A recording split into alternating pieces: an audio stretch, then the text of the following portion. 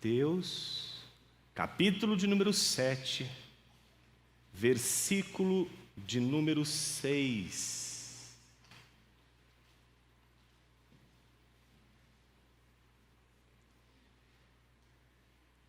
Diz assim a palavra do Senhor: não deem aos cães o que é santo, nem joguem as suas pérolas diante dos porcos, para que este não as pisem com os pés, e aqueles, voltando-se, não estraçalhem vocês. Oremos. Senhor, fale conosco através de Tua palavra, que através dela, Senhor, possamos entender o que o Senhor quer nos ensinar nesta manhã. Rogamos a luz do Teu Espírito no nome de Jesus. Amém. Nós estamos, como temos visto, estudando o Sermão do Monte de Jesus, estamos na reta final. Semana passada nós abrimos essa sessão final do Sermão da Montanha, o Sermão do Monte, e nós vimos que essa sessão é dedicada a 3 momentos importantes. O primeiro momento que vimos na semana passada é aquele que vai do versículo 1 ao versículo 5, em que Jesus está dizendo: não julgueis. E ele diz isso com o intuito de nos ensinar a enxergarmos a nós mesmos com clareza. Vimos na semana passada que esse enxergar a nós mesmos com clareza é que nos impede de julgar desproporcionalmente, de julgar com uma medida ruim, julgar sem considerar quem nós somos, sem observar quem nós somos. Portanto, Jesus não condena o julgar, porque como vimos na semana passada, o próprio Jesus está julgando o tempo todo os homens, e como a gente viu no próprio versículo de número 5, ele já começa dizendo hipócritas. Então Jesus está julgando. Jesus não é contrário ao julgamento, mas ele é contrário ao julgamento do discípulo, que julga o outro com uma medida que não é bíblica, com uma medida que não passa em primeiro lugar pelo critério, que é o critério de enxergar a si mesmo, de tomar consciência de si. E vimos na semana passada que essa foi a palavra-chave: consciência de si. Quer julgar o outro? Tenha consciência de si. Se é capaz de julgar o outro, observe a si mesmo, julgue a si mesmo. Não julgue apenas o outro, mas julgue a si mesmo. Seja capaz de ter consciência de si mesmo. Então nos resta mais 2 etapas: a de hoje, que é enxergar o outro com clareza, e a da semana que vem, que é enxergar a Deus com clareza. E aí fechamos essa sessão. Primeiro dedicando a enxergar a nós mesmos, depois enxergar o outro e depois a Deus com clareza. O texto de hoje é um texto curto. É um versículo apenas. E ele só faz sentido dentro de tudo aquilo que a gente está estudando no Sermão do Monte.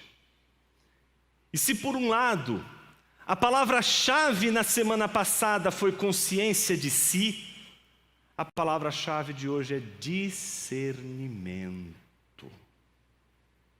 Porque é o discernimento o fundamento do bom juízo. Não é fácil discernir. Certo? Por quê? O discernimento só é necessário em situações em que as coisas estão confusas. Uma coisa pode ser tomada pela outra. Quando as coisas são tão parecidas, elas são tão idênticas, que você não consegue discernir. Por exemplo, quando você vai estudar a filosofia antiga, os filósofos antigos, eles entendiam que a sabedoria está na capacidade de discernir as coisas. Mas discernir as coisas que são absolutamente distintas? Quem aqui teria dificuldade de discernir entre o dia e a noite? Quem aqui teria dificuldade de distinguir entre coisas que estão absolutamente distintas? Óbvio que não teríamos nenhuma dificuldade de discernir aquilo que é absolutamente distinto. A nossa capacidade de discernir é exigida quando estamos diante de equívocos, de coisas que podem ser tomadas por outras, quando confundimos uma coisa com a outra, quando tomamos uma coisa pela outra. E aí, quando falta discernimento, a gente trata uma coisa como se fosse outra, entende? Tenta tratar, por exemplo, seu filho como você trata o empregado. Ah, Jonas, eu trato meu empregado muito bem. Eu não trato meus empregados de uma maneira ruim. Não, eu não estou falando de você tratar ele bem ou mal. Estou dizendo, se você trata, é igual. Você trata igual sua esposa como qualquer outra mulher? Experimenta falar para ela que você dá tratamento para ela como você dá para qualquer outra mulher nessa vida. Ela já está olhando com o olhar ortodoxo. A Juliana tem um olhar ortodoxo. Ela olha de soslaio, assim, ó. Quando ela olha assim, eu já sei, opa. Entende isso? Discernimento impede que a gente tome uma coisa pela outra. Deixa eu dar um outro exemplo. Um exemplo típico de nós brasileiros. Isso é na nossa cultura. Todo aquele que vai, vai estudar, vai morar em um outro país, como no meu caso, que foi a Alemanha, vai sentir isso logo na pele. Por exemplo, qual é o maior equívoco que nós brasileiros temos dificuldade de discernir? E por isso que boa parte da nossa maneira de lidar com feedback é tão ruim. Não é? Feedback é importante se você trabalha numa empresa, se você está numa universidade, se você está conversando com um amigo, se você está na igreja. Feedback é sempre importante. Mas por que a gente lida mal com feedback? Em especial, nossa cultura, onde está o problema? Nós não discernimos a pessoa da obra. Então, se você critica o que a pessoa está fazendo, é como se você estivesse enfiando, apunhalando, colocando uma faca no peito do sujeito. Você está criticando o que ele fez, você está destruindo a amizade. E aí você vai, por exemplo, para um contexto em que a falta de discernimento está em outro, porque também há nas outras culturas o ponto cego. Mas você acha estranho, de repente, você está lá vendo o seu orientador execrando o trabalho do sujeito. Acabou tudo, é o fim. Não tem mais saída para esse rapaz, ele vai voltar para a Argentina. Não tem mais jeito para ele.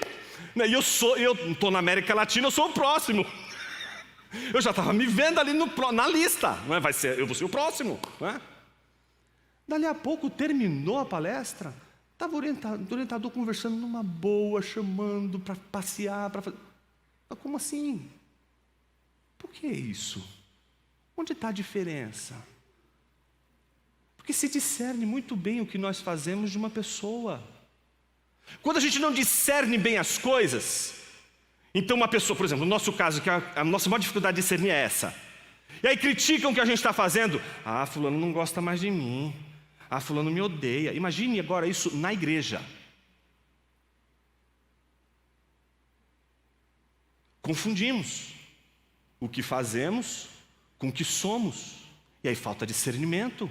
E quando você não consegue discernir o que uma pessoa faz e o que uma pessoa é, se essa pessoa vive uma vida ilibada, se essa pessoa vive uma vida, preciosa, de fidelidade cristã, mas em um momento ela falha, pronto, ela já é condenada. Acabou tudo, não dá mais. Porque aquela falha não é uma falha, aquela falha é a pessoa. Fazemos isso.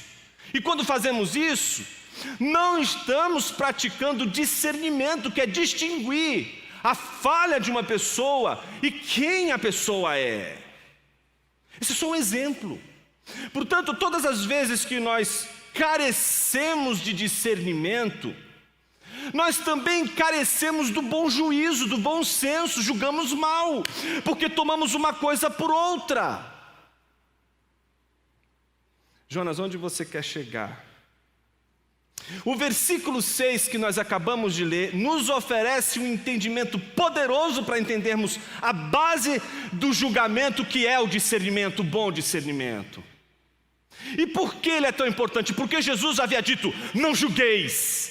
E ele sabe que a tentação, depois que o sujeito aprende que antes de julgar ele tem que olhar para si mesmo, e quando ele olha para si mesmo, a primeira coisa que ele vai fazer é não julgar mais ninguém,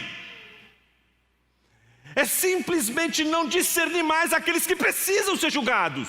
Está entendendo de tal ponto? Jesus está ensinando aos seus discípulos: não julguem. E aí os seus discípulos: por que eu não posso julgar? Você já olhou para o espelho hoje? Você já fez uma leitura no seu coração hoje? Você já observou quem é você? Você está vendo a trave no seu olho? Quando você vê, você fala: Senhor, como é que eu pude ser tão impiedoso com o sujeito e tão leniente comigo? E aí você diz: não vou mais julgar. Então Jesus já nessa hora, peraí, calma. Ele precisa dar agora uma orientação para os seus discípulos, para que eles possam, a partir de agora, não simplesmente dizer assim: não vou julgar mais nada, não vou mais discernir nada. Não, Jesus na sequência, no versículo 6, já apresenta o problema do discernimento, para que os discípulos saibam julgar, para que eles entendam que o fato de eles não julgarem sem ter consciência de si, não é um impeditivo para julgar. Para julgar é preciso ter discernimento. Então Jesus vai ensiná-los agora a praticar o discernimento no juízo, que é a coisa mais difícil no mundo. E aí você me pergunta: mas Jonas, por que o versículo 6 oferece um poderoso entendimento sobre o discernimento? Porque eu e você temos dificuldade em saber quem é que merece a graça de Deus e não.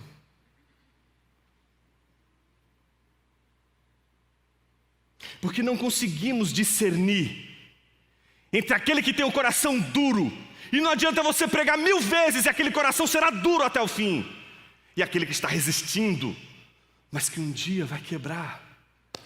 Essas duas pessoas estão confusas diante da gente, e a gente não consegue discernir se a gente investe nessas pessoas ou não, se a gente se entrega ao cuidado delas ou não, se a gente cuida ou deixa se lascar.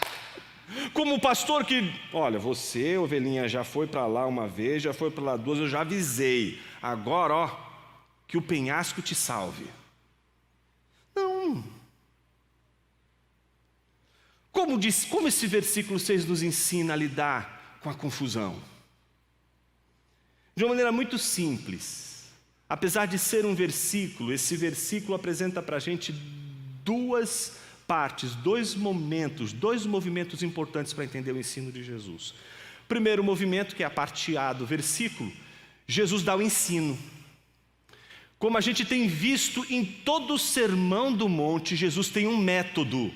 Ele dá um ensino e dá um exemplo, dá um ensino e dá uma razão, dá um ensino e dá um conselho. Sempre tem ensino e alguma coisa, sempre ensino e alguma coisa. Aqui é ensino de um lado, só que dessa vez, em vez de dar um mero exemplo, porque ele já está dando exemplo, Jesus dá uma razão para o ensino.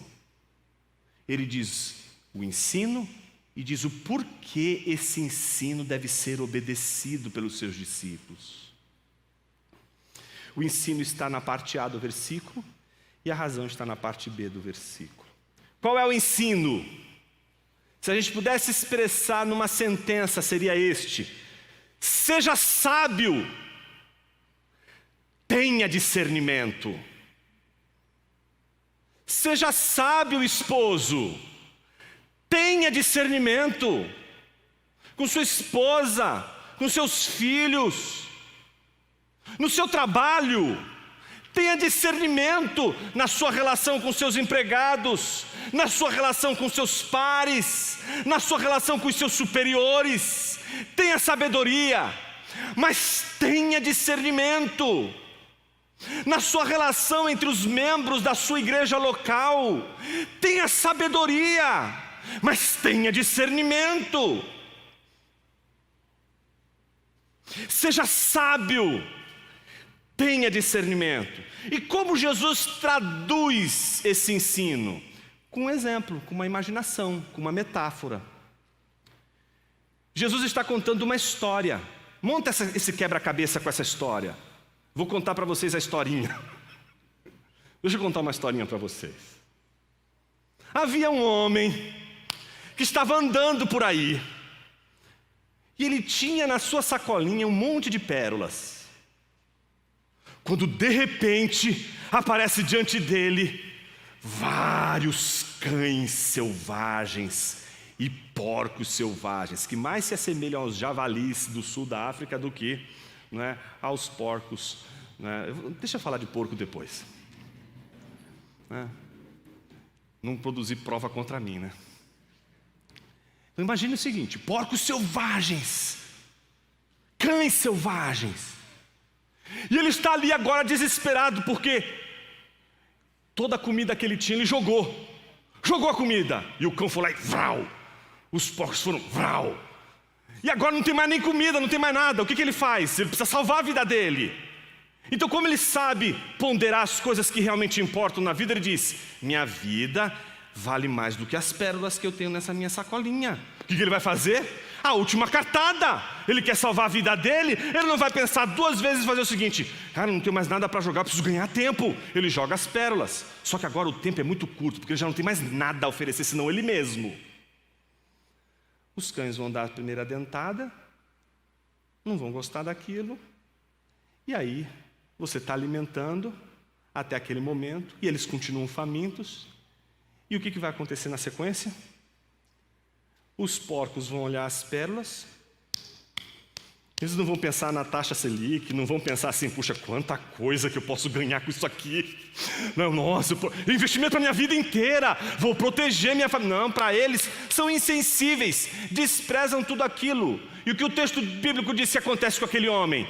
Ele é estraçalhado por aqueles cães. Percebeu a historinha que Jesus está contando? Jesus está contando uma historinha, e a historinha é essa. O primeiro ensino de Jesus é: seja sábio, tenha discernimento. E qual é o discernimento? Qual é a sabedoria?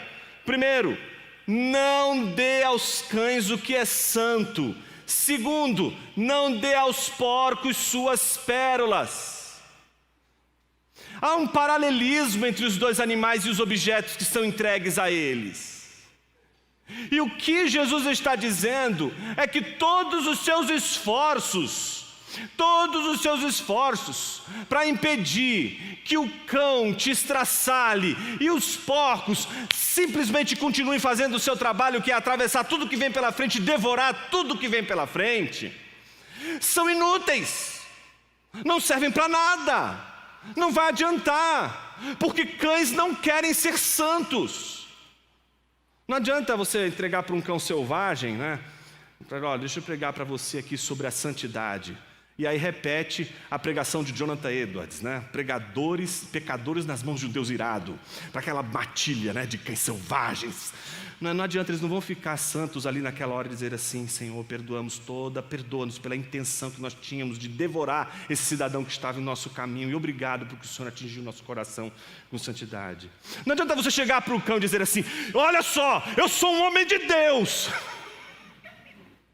Não adianta você chegar para a matilha e dizer assim: vamos fazer negócio. Olha, eu não tenho comida aqui, mas lá, ó, eu tenho depositado aqui, ó, confia em mim.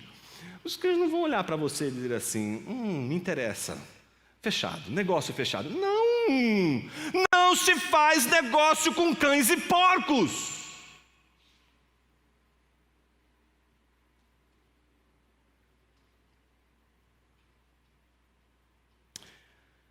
Então o ensino de Jesus é claro: seja sábio, tenha discernimento.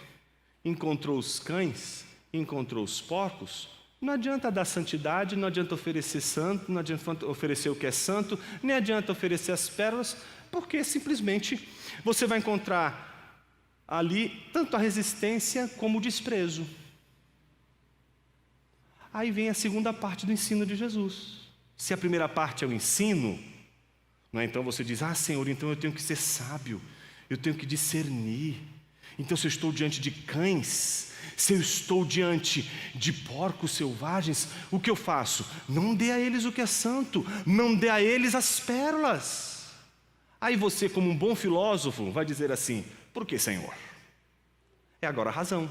Essa é a segunda parte do ensino de Jesus. Jesus vai dar para você os motivos para essa pergunta que você acabou de fazer. Por que eu não deveria dar o que é santo aos cães e as pérolas aos porcos? O Senhor não disse, porque você já ouviu o sermão de Jesus desde o início, se você não dormiu ainda, né, e caiu lá da janela, você ouviu o sermão de Jesus desde o início, e Jesus desde o início está dizendo: ame o seu próximo. Você ouviu Jesus dizer: cuidado, porque você na sua luta contra o seu inimigo, você pode se tornar igual a ele.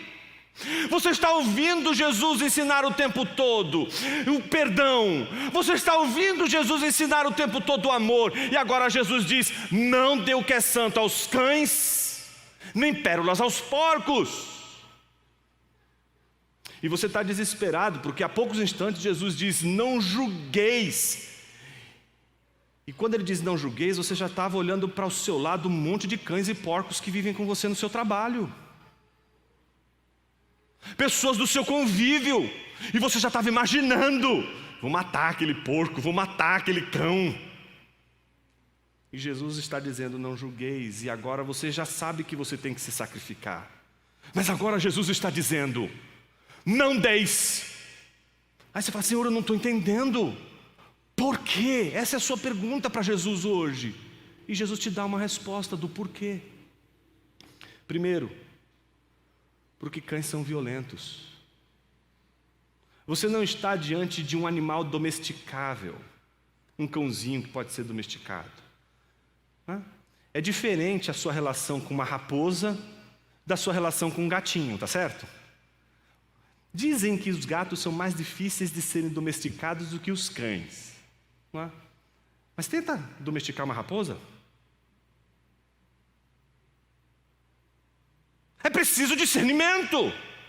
É óbvio que você vai poder cuidar de um gatinho, você vai poder cuidar de um cãozinho, do seu pet, tá certo? Mas uma raposa é uma raposa.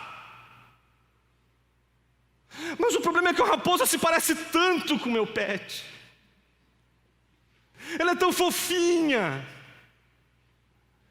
O discernimento nos ensina justamente a não padecer por aquilo que você, que tem ouvido esses sermões desde o início, sabe que é a preocupação de Jesus com os seus discípulos. Quando Jesus iniciou o Sermão do Monte, Jesus está preocupado com uma única coisa: com os olhos dos seus discípulos. Jesus sabe que os olhos dos discípulos precisam amadurecer para a vida. Eles precisam enxergar além do que eles enxergam. Eles não podem olhar para o fundo da caverna e só ver as sombras no fundo da caverna. Esse mundo não se reduz às sombras no fundo da caverna. Há algo muito mais acontecendo. E eles precisam ter olhos para ver. E eles estão com olhos pequenos.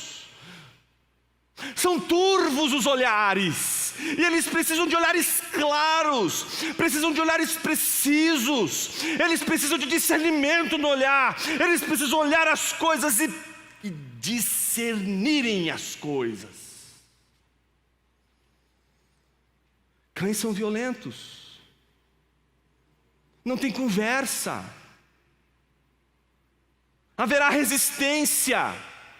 E essa resistência não é a resistência de um animal que você pode domar como um potro selvagem, que é possível de ser domado, ainda que seja com muito sangue, suor e lágrimas.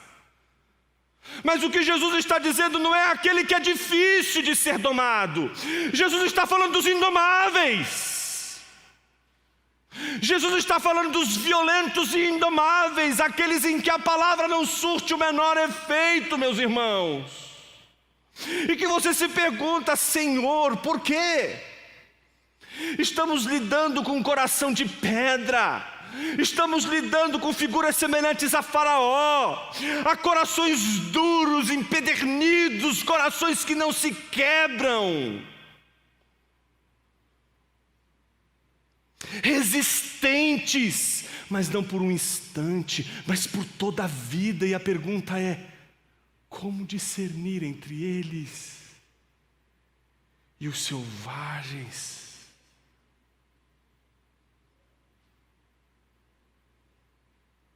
Segundo, Jesus diz: seja sábio, tenha discernimento, porque cães são violentos sempre. Mas Jesus vai dizer: sede sábios, tenham discernimento, porque os porcos são desprovidos de ética. Ética. Você não vai ver porcos nutrindo um padrão ético elevado.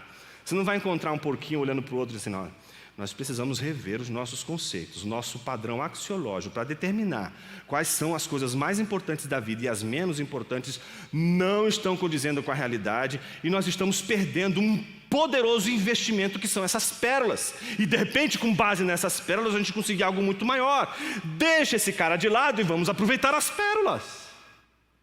Não, você está lidando com animais que não conseguem perceber o valor das coisas que aparentemente não possuem nenhum valor.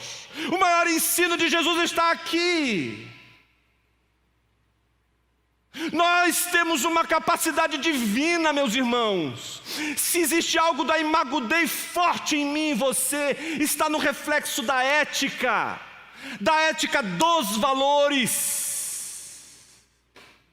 Valores importam, e é por isso que nos parecemos tanto com Deus, porque se não fosse assim, nós seríamos como os animais. Não haveria catedral, não haveria quadros, não haveria preocupação com a beleza, com a estética, com a ordem, com o que é de bom gosto, com o que vale mais, ainda que seja tanto dinheiro na mesa. Entenda, você entende isso? Porcos, eles perderam a noção do que realmente vale na vida. Os porcos são aqueles que buscam apenas alimentar seu próprio ventre e nada mais. Não existe tábua de valores para um porco. Ele não vai estabelecer coisas que você olharia e diria assim: poxa, mas isso aqui não tem o menor valor. Mas tem um valor emocional. Pensa nas coisas pequenas que você tem e que elas são absolutamente inúteis. Literalmente não servem para nada, mas era do seu tataravô. Não serve para nada, mas era do seu tataravô. Pensa nas coisas que não têm nenhuma serventia, mas elas têm um valor emocional. Um porco não pode fazer isso. Um porco não pode observar os atos de uma pessoa e dizer assim: o que essa pessoa fez hoje por mim é melhor do que tudo que eu já recebi na minha vida. Um porco não tem sensibilidade. Um porco não tem a capacidade de dizer assim: olha, nem toda a fortuna deste planeta pagaria o gesto dessa pessoa por mim hoje. Não há gratidão entre porcos. Porcos não podem ter gratidão porque eles não podem ter consciência de valores. Ética de valor é tão importante. É importante para a igreja, é importante na sua empresa, é importante na universidade, em todo lugar é importante, porque é por ela que você mede seu caráter.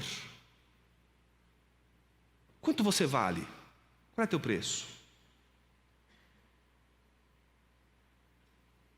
Quanto vale a vida de uma pessoa? Só pense nas discussões sobre aborto, por exemplo, que são tão espinhosas e tão complexas. Por que elas são tão complexas? Por que é tão dolorosa a discussão? Porque o valor da vida está ali. Está se julgando o valor da vida. Várias questões espinhosas da vida são espinhosas justamente não porque elas são fáceis de se resolverem pragmaticamente. Se fôssemos animais, elas estavam resolvidas. Afinal de contas, um leão, quando olha um gnu, não fica dizendo assim: que pobre gnu, né? Ele teria uma vida toda pela frente. Ele está com fome, ele vai estraçalhar o gnu. Simples assim, não tem tábua de valores, não existe ética entre os animais nesses termos.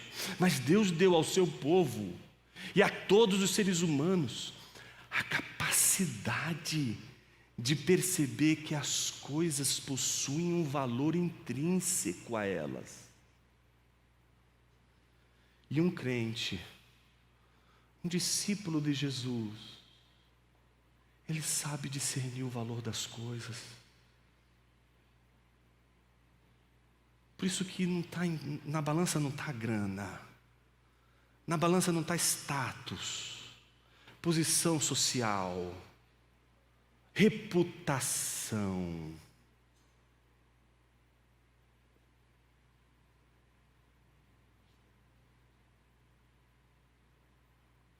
Qual é a melhor maneira de encerrar esse sermão? Se fosse você que estivesse fazendo esse sermão agora, você é o pregador, como você encerraria ele? Talvez você poderia dizer assim: Jonas, Jesus está ensinando que nós, discípulos, devemos ter discernimento para separar aqueles que merecem, aqueles que, de fato, podem até lutar, mas vão ter o coração quebrantado e por isso merecem o meu investimento.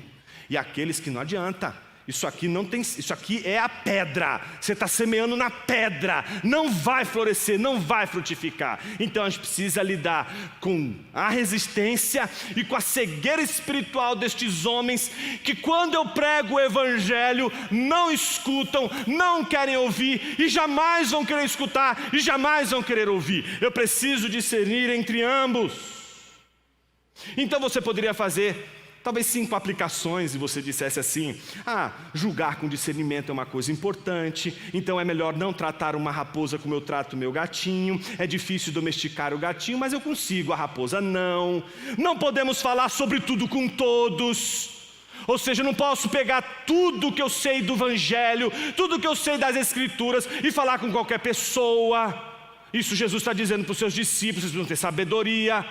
Tem coisas que vocês falam entre irmãos, porque os irmãos conhecem, não é? Mas quando você não está entre aqueles que conhecem, você falar de tudo aquilo que diz respeito às disciplinas arcanas da igreja não faz o menor sentido. Então tomem cuidado, porque talvez aquilo que é tão precioso para vocês, que vale tanto para vocês, para eles não tenha valor nenhum, seja careta, seja coisa de gente frustrada, coisa de gente fundamentalista, coisa de gente, fanática. Ou então você poderia aplicar o texto dizendo: não podemos esperar que todos queiram o evangelho. Vai ter pessoas que não vão querer o evangelho, então ponto final, eu tenho que saber que tem pessoas que não vão aceitar e não vou mais me cansar pregando o evangelho para elas. Ou então você poderia fazer uma defesa justamente contra todos aqueles que querem pregar o evangelho goela abaixo. Você tem que aceitar Jesus, senão eu te mato, seu desgraçado. Você não precisa nem desenvolver retórica. Compra uma 38 que você resolve facilmente. Aceita Jesus ou não, seu infeliz? Aí você usa arma. Mas essa religião é outra, não é a cristã. Quinto, não podemos confundir o sofrer por conta do evangelho com sofrer por conta da tolice. Alguém poderia dizer assim: Jonas, então o sermão de Jesus está dizendo que eu não posso confundir o sofrimento que eu passo porque fui lá dar pérolas aos porcos, porque fui dar o que é santo aos cães, e depois dizer: estou sofrendo pelo evangelho, como é difícil pregar o evangelho, está vendo? Fui lá pregar o evangelho, o cão me mordeu. Fui lá pregar o evangelho, o porco me humilhou. Bem feito, porque este não é o sofrimento pelo evangelho. Jesus não está dizendo que você deva sofrer por causa disso. Jesus vai olhar para você e vai dizer assim: você foi tolo, você não foi sábio, você tinha que ter discernimento.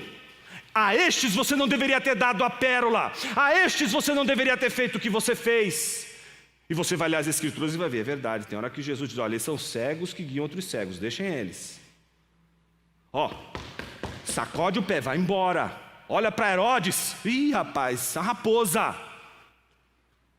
Mas ele olha para Tomé, que duvida dele, e mostra chagas para ele. Olha que discernimento. Jesus nunca vai deixar aquele que está com o coração aberto, ainda que com resistência em várias áreas, como Tomé, por exemplo, sem a possibilidade de falar com ele. Mas isso não significa que Jesus não tenha discernimento. mas até aí chegamos a um sermão que todos nós poderíamos fazer. Pergunta inicial é essa, e é com ela que eu quero encerrar nosso sermão de hoje. Como a gente terminaria esse sermão? Meus irmãos, eu não consigo ver outra maneira. Quanto você vale? O que aconteceu com Jesus? O que fizeram com Jesus? O que os cães fizeram com ele? O que os porcos fizeram com ele? Observe o testemunho de Jesus. Observe que Jesus está ensinando os seus discípulos muito antes de passar por tudo o que ele passou. Mas observe que a grande beleza de tudo isso que a gente está vendo no texto, e que a gente não pode sair para as nossas casas hoje sem isso na mente, é o fato de que Jesus não morreu por você porque você vale alguma coisa. Desculpa, eu sei que você já cantou. Eu tenho valor. Ou então, você tem valor. Eu sei que você já cantou. Eu também já cantei. Bom, está confessado o pecado, pede perdão, Deus perdoa, irmão. Sei que você já cantou, você tem valor.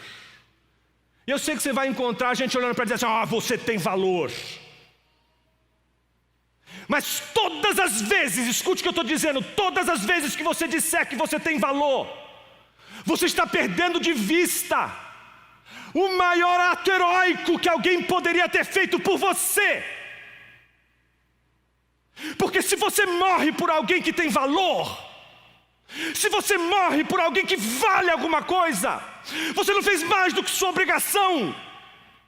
Se seu filho que te vale tanto está ali morrendo, você não vai dar sua vida por ele? É claro que você vai dar sua vida por ele, e ninguém vai fazer assim, olha, caramba, eu não esperava que você fosse fazer um negócio desse. Claro que não, era o que eu esperava, que você, papai, fizesse isso. Mas o que a gente não espera é que papai vá salvar o safado, o sem vergonha, o miserável, o que não tem nenhum valor. Esse é o ponto hoje. Ele não salvou pessoas valiosas. Ele salvou pessoas perdidas. Porque a primeira coisa que o pecado fez foi tirar o brilho da boa criação que nós éramos. E o valor do sacrifício de Jesus, o espantoso no sacrifício de Jesus, é que Deus deu o que Ele mais era precioso por você. Agora, isso só faz sentido porque você já aprendeu que você não pode julgar sem consciência de si. E agora, fazendo a consciência de si, você tem noção do que Jesus está dizendo? Tenha discernimento. Porque quando você prega o Evangelho, você está pregando sobre o sangue que foi vertido por pessoas perdidas, e dentre elas, você é uma. Sabe o que é mais louco de tudo isso, que vai fazer você ficar hoje piradinho? É que quando você tentar encontrar, mapear, abre lá sua planilha de Excel, mete lá todas as critérios, faz todo o desenho, faz tudo. Você vai analisar todas as pessoas da sua igreja, você vai ver, gente do céu, mas tem gente de tudo quanto é tipo aqui dentro. A pergunta é agora que vem, né? Por que Jesus salvou? Porque Ele tem discernimento. Ele tem um discernimento tão poderoso,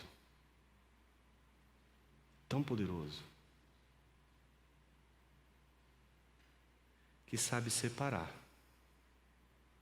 desde Gênesis até o último dia da história, aqueles que são seu povo e aqueles que não são seu povo.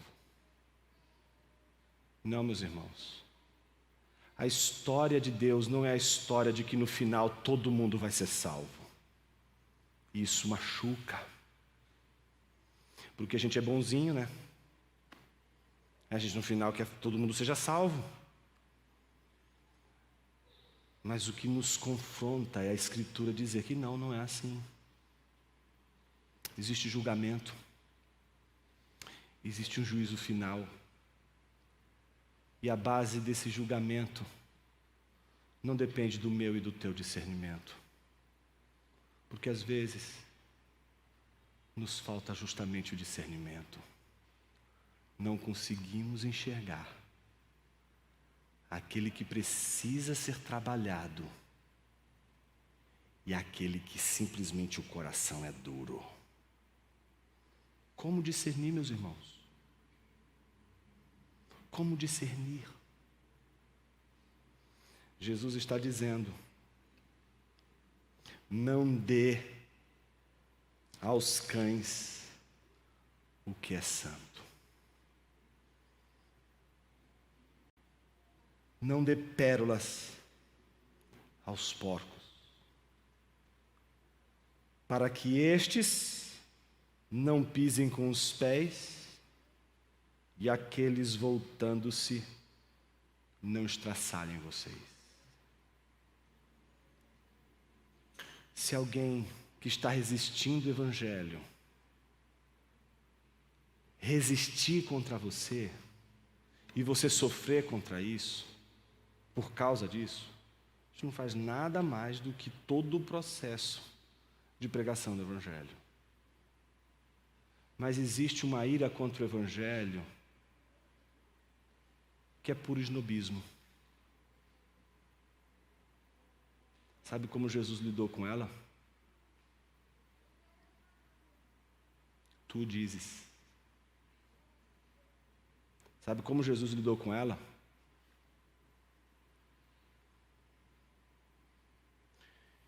Cristo ou Barrabás?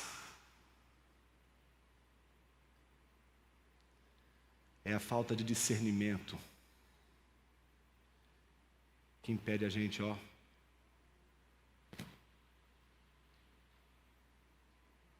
de ficar quieto, quando precisa ficar quieto, para que aquele, seja o cão, seja o porco, não tenha êxito. Você não vai lidar apenas com pessoas que resistem ao Evangelho. Você também vai lidar com aqueles que pertencem ao reino das trevas. E não existe para o cristão uma outra narrativa. Não existe uma narrativa do tipo, está tudo misturado, é tudo a mesma coisa, e no final vai estar tudo certo, Deus vai salvar todo mundo.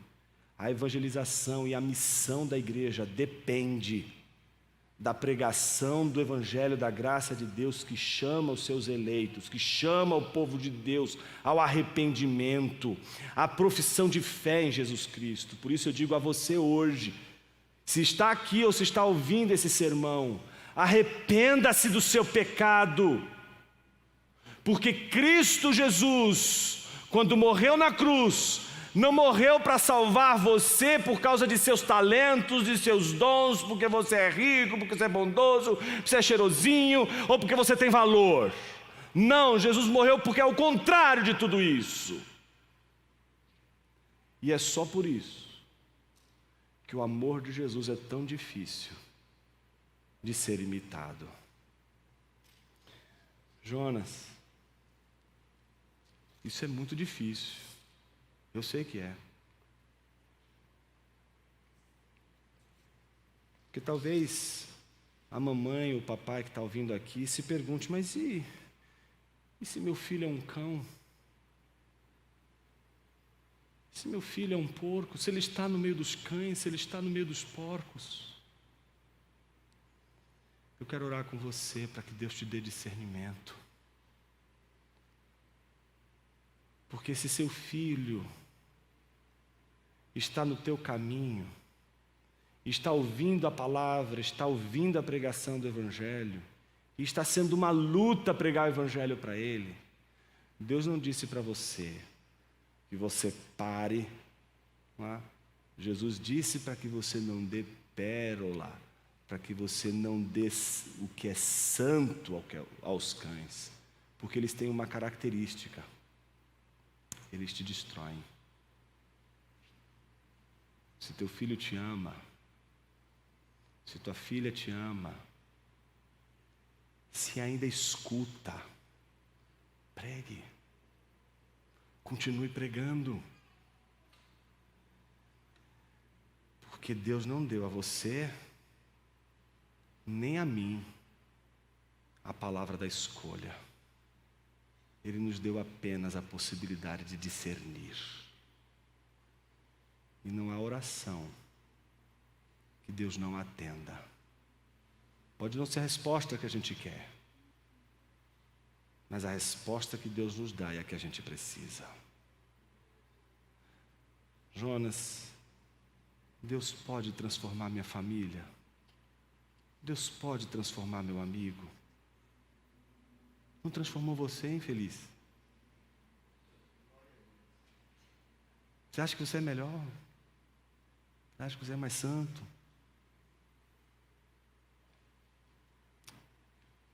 Vamos orar, meus irmãos, para que Deus nos quebrante nessa manhã.